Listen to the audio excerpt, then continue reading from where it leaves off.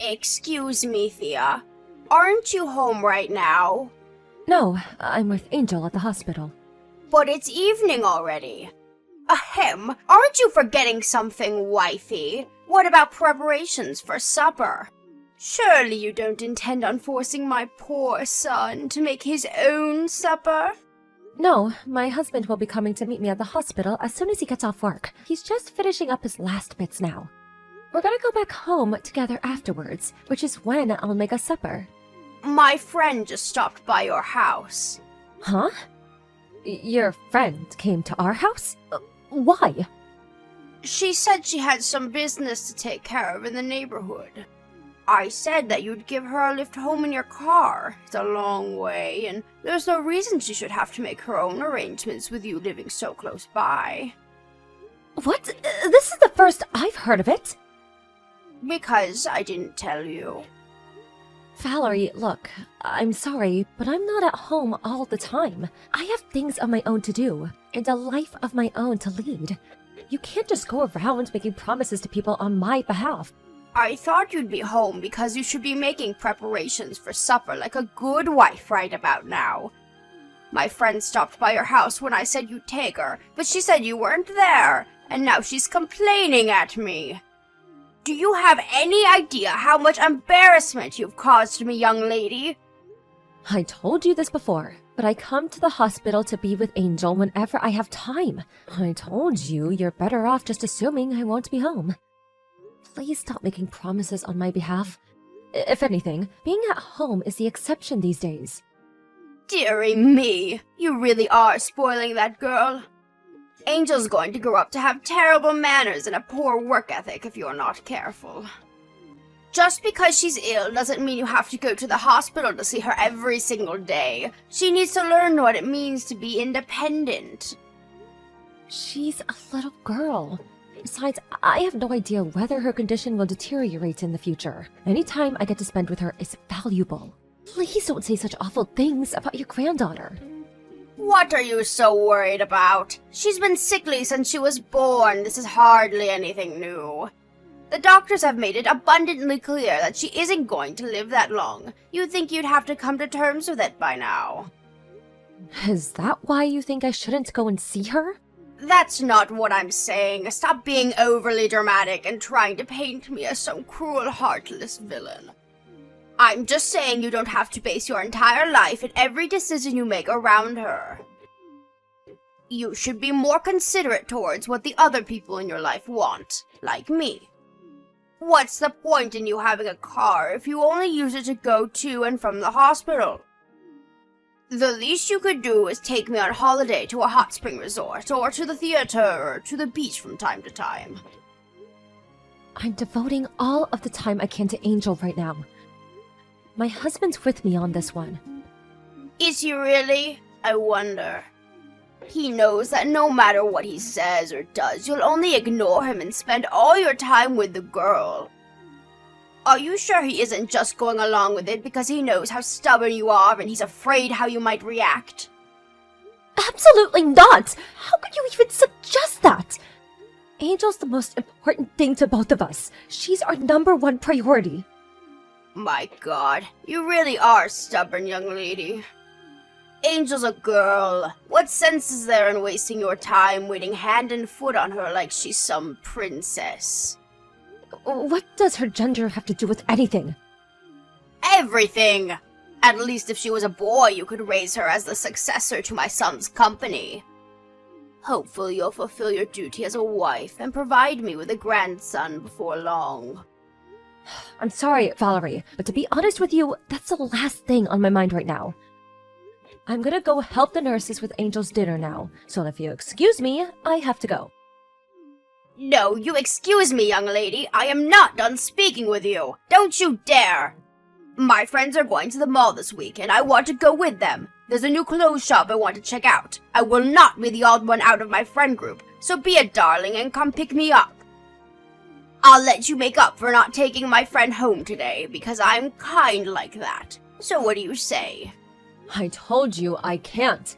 Please use the bus or the train like everyone else. I have no intention of leaving Angel's side.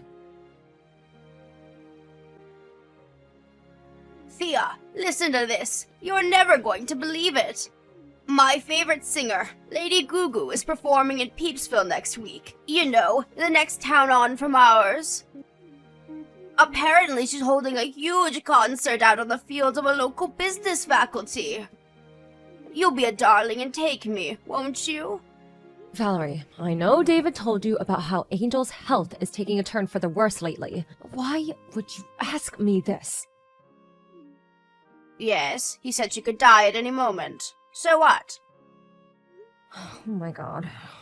How could you say that? Are you seriously asking me to take you to some stupid concert even though you know how things are with her? It's next week, so you have plenty of time to make arrangements. And Lady Gugu is not stupid. How dare you? Stop being awkward, young lady. It's not like I'm asking you to drop everything on the spot and pick me up right now, is it? Jeez, lighten up. Even so, I don't think it's appropriate for you to ask me this now. So when will it be appropriate? Am I just supposed to wait around forever while life passes me by? How many times have the doctors told you Angel's in a bad way by now? I lost count. I'm sure she'll be back to normal within 2 or 3 days. We don't know whether she will or she won't. That's the point. Would you just stop this already? I'm stressed out enough as it is. Wow. Why do I have to take this from you? Why are you getting mad at me all of a sudden? You have severe attitude problems, young lady. Because this isn't the kind of thing you ask someone when their daughter is in the hospital bed and might not make it. Me and David have been sleeping by her bedside at the hospital all week. Not my problem. What does any of this have to do with me? Angel's your granddaughter. What good is a sickly little girl who lives in a hospital bed to me? It's been too long since I met her. I don't even remember what she looks like. With this sorry state of affairs, I may as well not even have any grandchildren. Anyway, you'll be a darling and take me to the concert, won't you? Mildred from next door said she wants to come too, so make sure you clean the car out first. I don't want you embarrassing me by having it full of empty sweet wrappers. How many times do I have to say it? I can't take you. Then how am I supposed to get there? I can't go to Peepsville without a car, it's just too far. The trains don't go there and the bus is for peasants. You can't seriously expect me to associate with the lower orders. My husband said he can't possibly take me and refused flat out. You're the only one I have left to rely on. You'll be a darling and take me, won't you, sweetie? I can't possibly take you either. Ugh, stop it with this petulant stubbornness. All you have to do is drop me off at the venue and pick me up when it's over. Even if I did get on the bus with the filthy common folk, the timetable is awkward and I'd be stood waiting around outside the concert for hours. That's not my concern. Figure it out yourself. You are the most useless human being I've ever encountered in all of my years. Ugh! I wish my son never married you to begin with. What good are you? What purpose do you serve? You're useless! I'm a mother before I'm a wife. What would you have done if David had fallen seriously ill when he was young? Surely you'd have done whatever you could to be by his side as much as possible. Yes, I suppose I probably would. Because he's my son and the successor to the family name. I certainly wouldn't waste my time with the likes of a little girl, though. And I don't know why you are either. I've heard enough of this. I have nothing more to say to you. Don't contact me again. You didn't give me an answer. You'll be a sweetie and take me to the concert, won't you, darling? Won't you? Find your own way there. How dare you! We accepted you into this family as my son's wife. You are in no position to disobey your mother-in-law. This is your fault for giving birth to a sickly little girl in the first place. Why should I suffer for your defective genes? Don't drag me into your mess. I have a right to see that concert. Are you listening to me? Reply at once! Ugh! You will pay for this! Damn you! Thea, I just heard the news from David. What happened to Angel is so terribly unfortunate. I'm so sorry. Right. Don't let it get you down, sweetie. You can just have more children. Right? Right? Let's get to work on the next one. Excuse me? You heard me. Wait, you don't plan on giving up on having children because of this, do you? You can't do that. You still haven't had a son. I'm not thinking about that sort of thing at all right now. Angel just died. I know that. That's why I'm trying to cheer you up. How could you even say anything like that? You're despicable. You're the worst. Yes, I can tell you're very emotional right now, sweetie. It's okay. Anyway, you need to get to work on conceiving my grandson as soon as this funeral is over with. Lord knows that's the only thing you're good for. I told you, I can't bring myself to think about that sort of thing right now. The funeral isn't even over yet.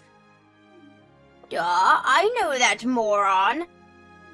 That's why I very clearly said you need to get to work on conceiving my grandson after the funeral's done with. I'm not telling you to do anything now, am I? You need some time to grieve your daughter. It makes no difference. Oh, there is just no talking to you. Why is everyone being so depressing about this? You think Angel would want you to be all gloomy and miserable? I won't be wasting my time by going to the funeral or the cremation. If this is your attitude, I have no interest in associating with you. You're rude, you're disrespectful, you're insolent, and you're just downright unpleasant. I'm ashamed to call you my daughter-in-law. I see. You've made how you feel towards me very clear.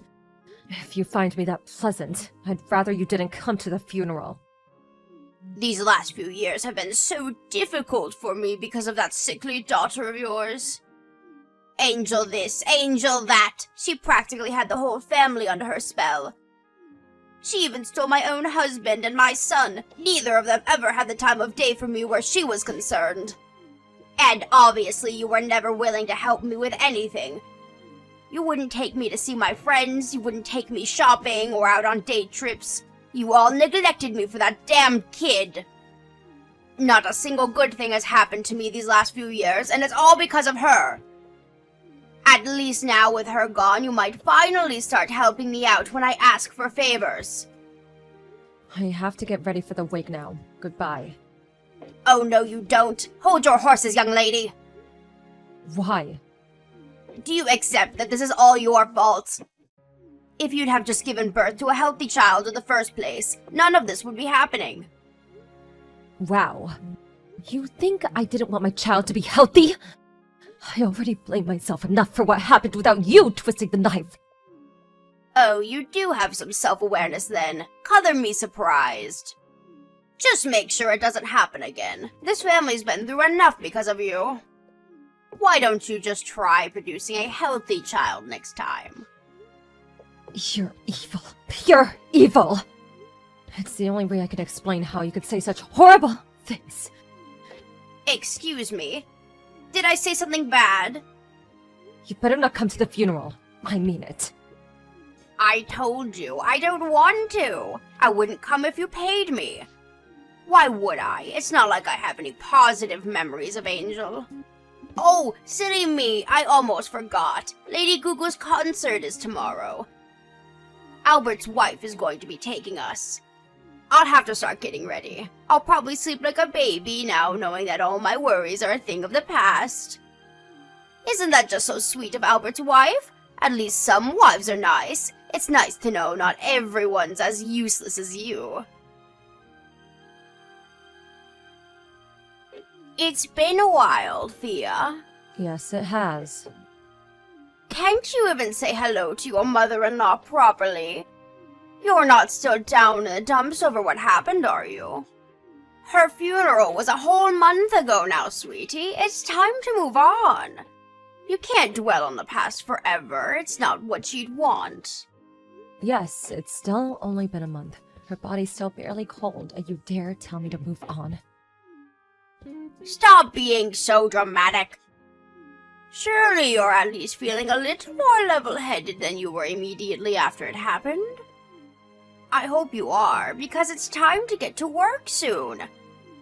I do hope you won't let me down again. Good luck, sweetie. I have absolute faith in you.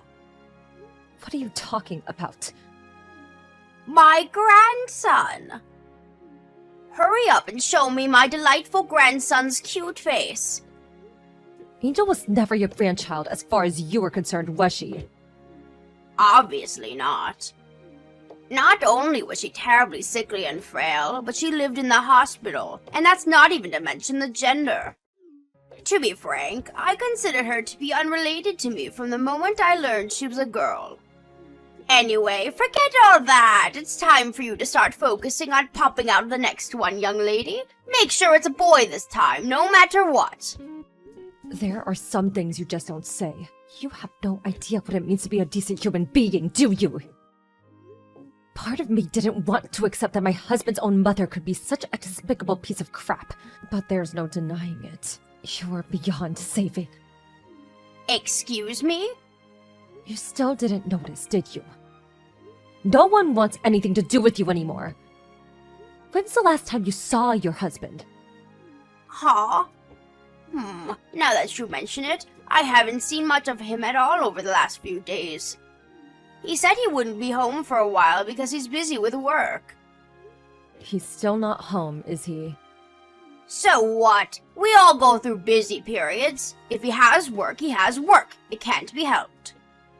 He always did go away on business a lot. I'm used to it. What are you getting at here? It's not unusual for him to be out of the house for days and weeks at a time. Your husband left you. He's currently making preparations to divorce you.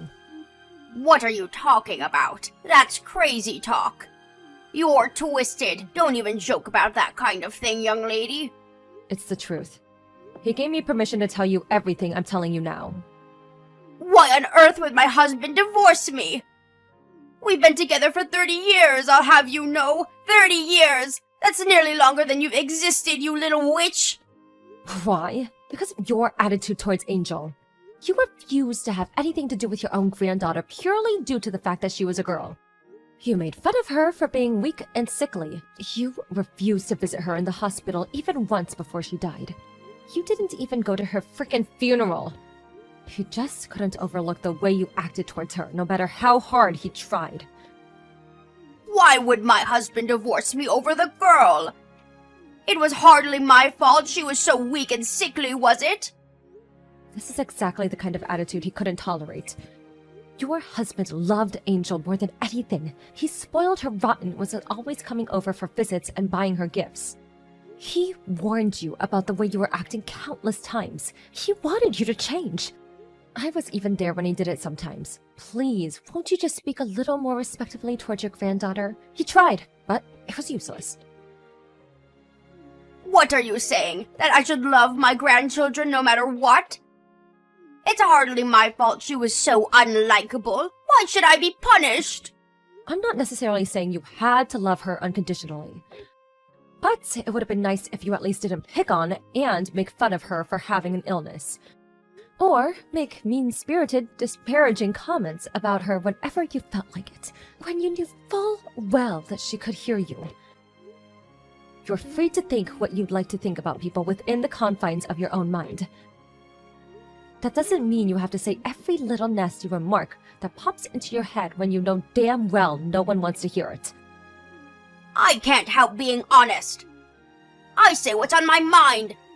What's the problem with that? The fact that you don't even seem to understand why everyone's sick of you probably has something to do with why you're being divorced. Me, David, your husband, none of us want anything to do with you ever again. We're cutting you out of our lives forever. What does my son David have to do with this? He was Angel's dad. We all loved that girl. You don't have a single ally in this family anymore. You've burned all of your bridges beyond repair. Never contact any of us again. Wait a sec. Hold your horses, young lady. My husband isn't answering my calls. What on earth is going on? I'm getting nothing but voicemail. That's because he blocked you. He told me to tell you you'll be hearing from his lawyer once he's done finalizing the divorce procedures. Come to think of it, David hasn't been responding to me lately either. What exactly is going on here? He hasn't been ignoring me the whole time too, has he? Yes, I was also considering blocking you myself. But I couldn't resist the urge to be the one to tell you about your family abandoning you. I can't deny that this all has been very satisfying. I'm glad I didn't block you. I also wanted to let you know that this is all 100% your own fault. I'll never forget how you were absurd and victimized me. Thea, please, wait, this is all going too far. Just hang on a moment. I'm sorry, please. Will you tell my husband and son I apologized? Tell them to unblock me. I'm begging you. Like hell I'm telling them that. Anyway, even if I did tell them, it wouldn't change anything. They didn't block you because I told them to. They blocked you because you're toxic and poisonous, because you're evil, malicious, and mean-spirited. If there's something you desperately need to say, I suggest you tell it to the lawyer your husband hired. Oh, no, you don't. I won't speak to my own husband through a damn lawyer. Let's all discuss this together as a family. Family? Oh, that's funny. You seem to be making a misunderstanding. Because not a single one of us thinks of you as family anymore. Stop speaking to me like that. I am your mother-in-law. That still makes me your mother, young lady. I never thought of you as my mother-in-law, even from the beginning.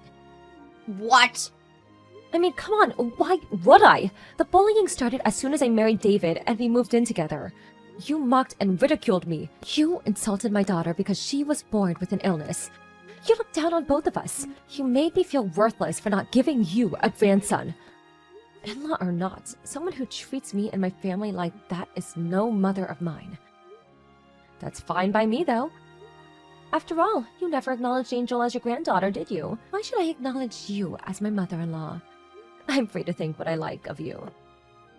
Thea, I'm so sorry. I can't apologize enough for my horrible attitude towards Angel, really. I feel terrible about everything. Too little too late. Angel's never coming back. I'll never do anything like this again, I swear. I'll think about my behavior. I'll change. Please, just give me another chance. You're free to think about your behavior and change. And honestly, I hope you do. But you're not getting another chance. We meet it when we say we're washing our hands of you. You're not our problem anymore. I hope you use this as a lesson and become a better person. How am I supposed to live without my family? My husband's divorcing me. And my David cutting me out of his life forever. Oh, the horror. I can't do this, Thea. Please, I'm old and frail. Please don't do this to me. I'm begging you, Thea. I'll do anything. Help me. I'll do anything. If you'll really do anything, then forget about us and leave us in peace and lead our lives without you. You don't deserve our help, and you're not getting it, so just give up. You're nothing but a stranger to us now. Valerie's husband made it clear he wanted to divorce her. But being as stubborn as ever, she refused to meet him halfway, and he was left no choice but to take her to divorce court. Now, this is quite ironic for someone who has harped on so much about womanly duties, but apparently she never did the housework and she was always out drinking with her friends. And made all kinds of hurtful remarks that led to pretty significant deterioration in his mental state. Sounds like divorce had just been a long time coming. Eventually, the judge deemed her to be at fault, and her husband's case was acknowledged. With that, she has no choice but to go through with the divorce. Last I heard, she was living alone at the house she was awarded as part of the alimony while looking for work to support herself. As far as I know, she never had a job in her life, so things could get difficult for her. David and his dad told the whole family about her behavior, and when word made its way to her group of friends, she became a sociopath. And now, she doesn't have a soul to rely on in the world. It's amazing how quickly rumors spread, and in a little while, the tale of the wicked stepmother was all you'd hear about at family gatherings. I'm just relieved it's a story we can reminisce over, because when it was really happening, it was hell. With no means to support herself and no marketable skills to speak of, we don't know how she intends to support herself alone from here on out. But to be honest, we don't care. She isn't our problem anymore. No matter how hard life is for her now, no matter how much she struggles, and no matter how much she begs us, we won't be lifting a finger to help her. Me and David moved away immediately after Angel passed away, and Valerie's husband followed suit. We all live in the same neighborhood now and are always there to support each other. But she didn't just leave me with sadness. She also filled my heart with beautiful, joy-filled memories, which I'll cherish and hold dear forever until it's my last time to join her. I want to start thinking positively about the future now. I like to think Angel is watching down on us all from heaven, and I want to live a life that makes her proud. As anyone who's experienced the pain of losing a child knows, it never gets easier.